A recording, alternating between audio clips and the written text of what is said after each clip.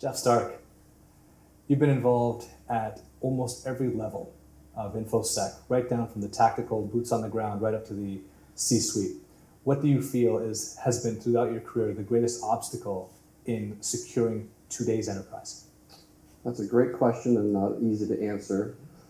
Probably one of the biggest obstacles is awareness. There's this belief that we can deploy a single tool or a single solution and that's going to solve everyone's problems.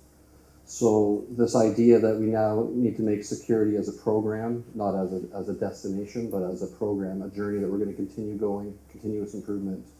That's probably one of the hardest things right now to overcome because the view is that we can solve this problem easily with a tool and we can do it today. Yes. So you wrote in the book about building a self-defending network. And so throughout the course of the evolution of the self-defending network, I mean, when I was, back when I had hair and it was black, we used to talk about the self-defeating network, right? I thought that was probably more what would happen when you had automatic tuning of firewall rules and things and ports and everything getting shut down. Tell me what the self-defending network of the present looks like and then where you see it going. So the self-defending network today doesn't exist. Okay. It's starting to get there. The problem is there's too many attacks and they're coming too quickly. I was talking to a friend, he says he gets 10,000 events per second into his SIM.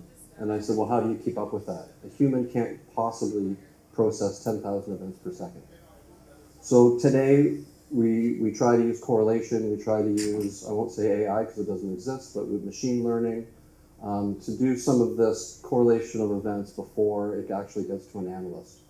But even that is still too slow.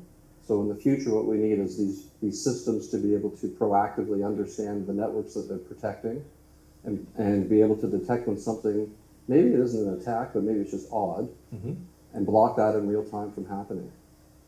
And that doesn't happen today.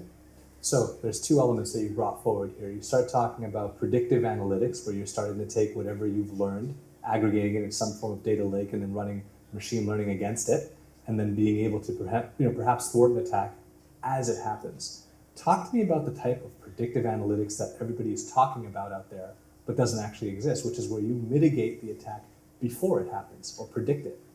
Yeah, some of it isn't necessarily the intelligence behind it, right? Some of it can just be the way that we write our programs, the way that we deploy solutions today, and have it in such a way that, okay, we know this is normal behavior for this particular application.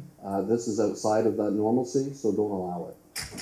Talk to me about some of the tools that you see out there that you would regard as self-defending.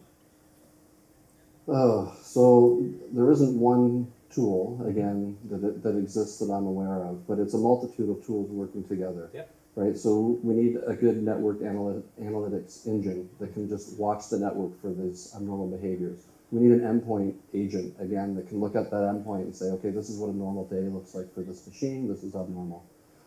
We need things that are out in the cloud. Basically, we need a holistic view across the entire compute environment of what's normal, what's not normal, and how can we get in there and stop the bad things from happening. All right, so this might lead to a rant, but I think I'm ready for it. EDR. EDR has been positioned as the panacea of network security, full lifecycle security in a single product. I have my own opinions about what EDR can and can't do. What are yours?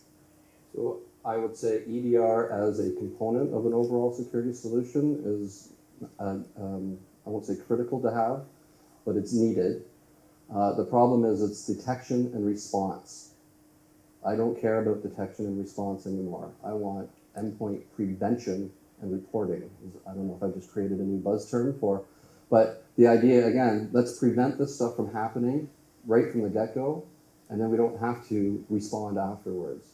I've always said it's cheaper to stop a breach from happening than to respond to one. I don't think the tool sets today have that in mind yet, and I'm hoping that they get there. So you're saying protection is cool and it's not cool to get breached? Yes. Insightful words, man. Thank you. Thank you. Appreciate it.